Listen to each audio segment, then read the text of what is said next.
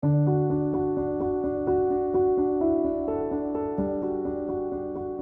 recovery journey began at King Healy. It's a Bay Care Center in Newport Richey. I detoxed there in May of 2010. True story, I actually did a lunch there for a job not too long ago. And it was a case manager, and it was just a beautiful kind of full circle moment. And when you're using substances and they leave you, you have to replace it with something, right? You're usually imbibing or using or both to avoid trauma, things that you probably should be talking about, but you aren't. And if you have a substance use disorder, there's a chemical reaction you have that this feels way better than dealing with any of that. So once I got it out of my system, that's kind of when you enter the dry period, right? I strongly recommend as much of a medical detox as possible. You need to be safe. Alcohol can cause seizures, amongst other things.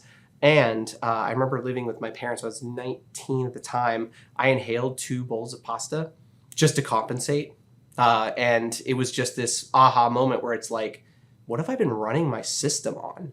And so the reason that that's determined as dry is because now you have all that trauma and now you have nothing to cope with. So you just got little wiry, maybe I'm talking about me. So that being said, when you jump into recovery, you're learning tools, you're learning coping mechanisms, and 19 to 25, 26 is a very big developmental time. I'm super lucky to have come in as young as I did, because these are defaults that I go back to now. So when I am suffering, the thought of the drink or drug is very far behind me. Now it's about, behavioral changes. Who am I reaching out to? Am I going to a meeting? Am I pausing? Am I breathing? Am I not taking things personally? None of these came to mind when I was growing up, but you get it when you get it. And that's what I would say is that if you put the substances down, great. But if you're not dealing with the underlying causes, you're going to be twice as miserable. So don't do that. So as I said, I was 18, 19 when things started to hit the fan. I have a very supportive family. You get the message I would say is you get to control how much you lose.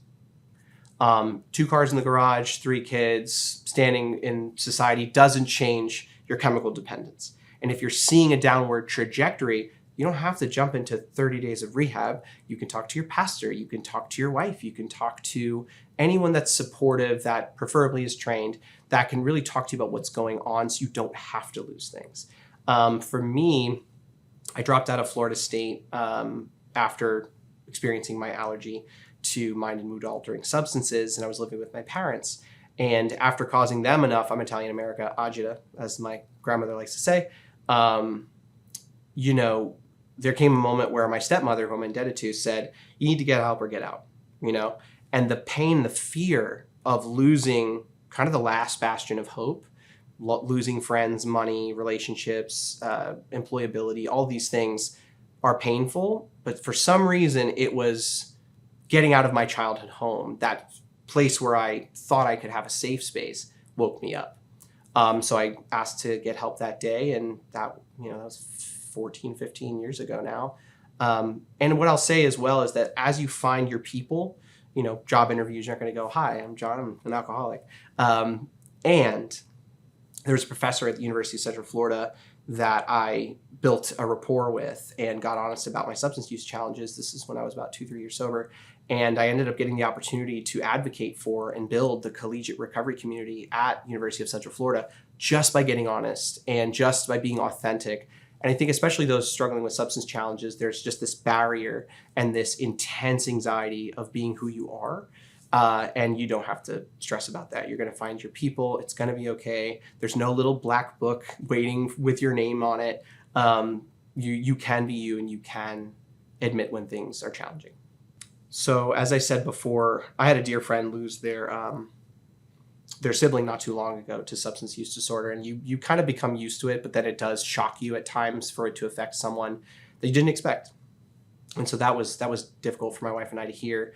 And the idea is this individual had a certain amount of sobriety. And we were kind of talking earlier on about dry.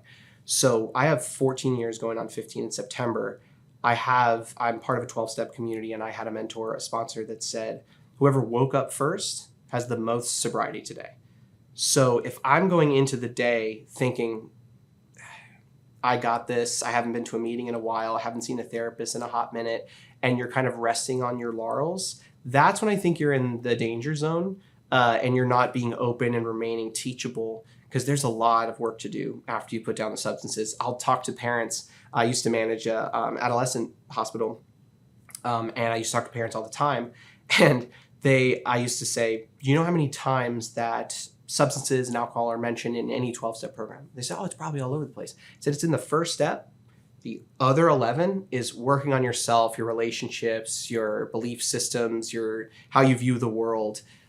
So there's work to be done. And if you don't take this 24 hours seriously, I had a sponsor say recently, the bottle is on the way. That substance is lurking in a way, which makes it seem kind of creepy and cartoonish. But the truth is, you can't be that far. You can be far ahead as milestones and celebrate those things for those that are coming after, right? And you have to remain teachable, because there's always something that I need to learn. And if I forget about that, I'm in trouble. So as I said before, everyone's bottom looks different.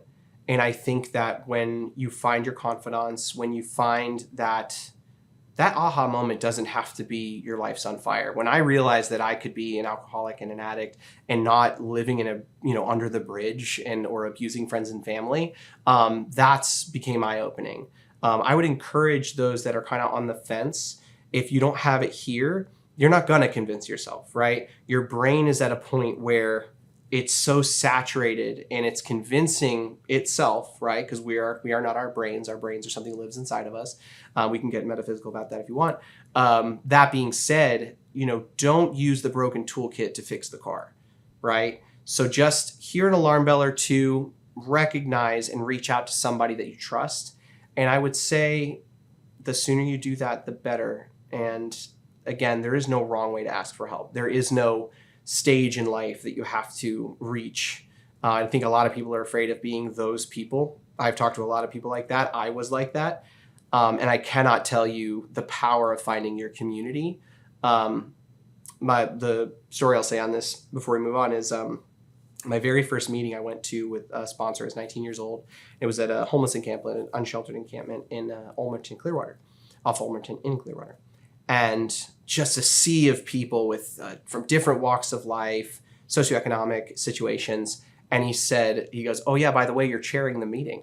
And I said, what? I was 30 days in, something like that. So I go up, they have this little script that you read.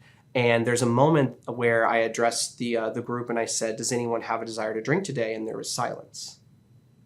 And it just hit me and I said, liars. And we all laughed.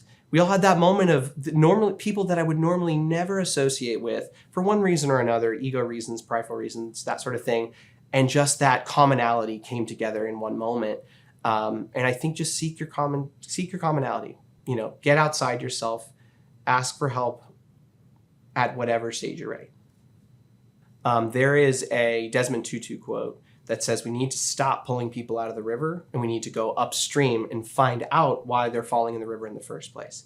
I'm the chief resource officer for Victory Recovery Schools. It's a high school that operates to save kids that are dropping out, that are substance use addicted, mental health co-occurring, in and out of treatment centers, providing a safe community, education resources, and we have just amazing success stories. 3 schools, one in Pasco, one in Pinellas, one in Hillsborough. And I'm just so blessed to be a part of the organization that is looking to our youths to avoid that continued collateral damage.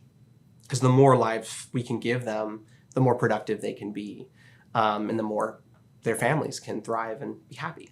So that being said, prevention is a huge piece of the way I think we as a society need to look at this problem.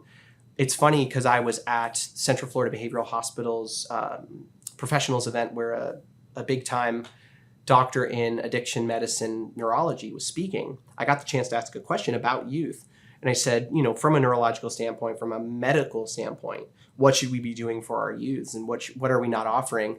And the surprise baffled me. And I think Polk County is doing an amazing job of this, which is he said, we need more resources for our families.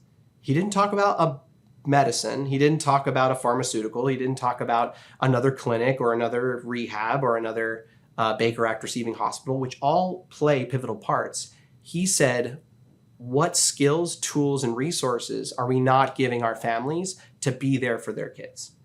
This was from a neurologist, right? Was floored by that answer. I need to follow up with him. So that being said, I'm one of 8 kids. I'm this little sheltered Italian-American kid that didn't know up from down, and who luckily had a family that was willing to embrace him during that time. Not everyone has that. 90% of the kids enrolled in Victory recovery schools are from the foster care system. So if we want a more productive member of society, if we want more fulfilled human beings, especially in the wake of COVID, we've got to look upstream. And we got to go after those kids and provide them a sense of community and the tools that they don't have access to. So.